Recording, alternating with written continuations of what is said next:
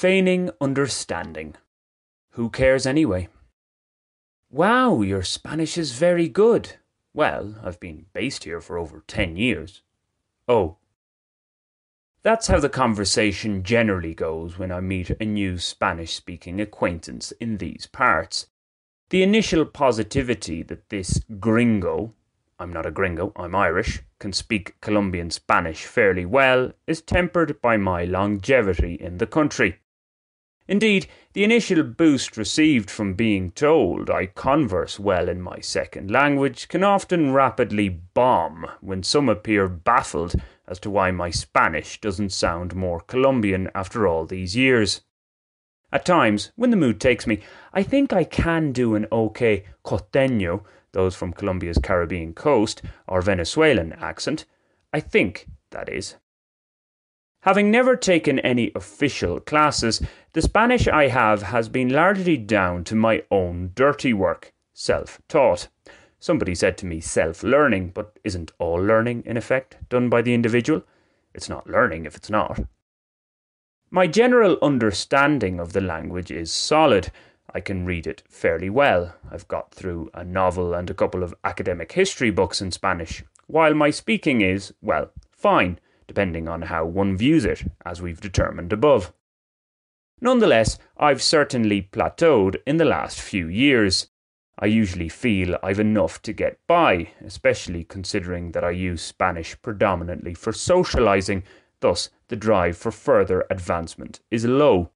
Indeed, I used to make it my business to regularly listen to Colombian talk radio. Now, I rarely do.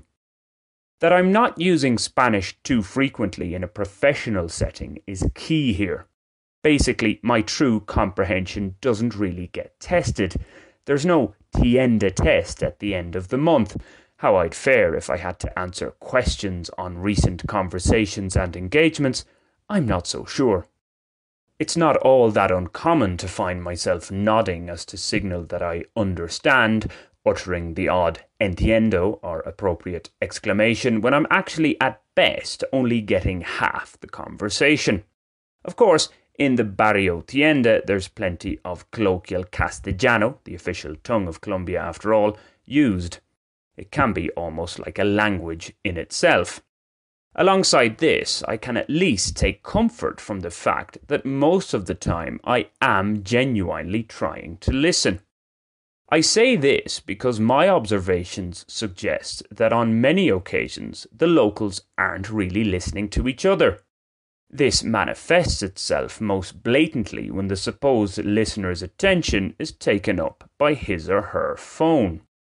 However, even when there's no device distraction, the body language, the distant look, tells me that the message isn't really being received. When this happens to me, when I feel somebody's not really listening, I'll say it. I'm not a major fan of talking to myself, when there's company about anyway.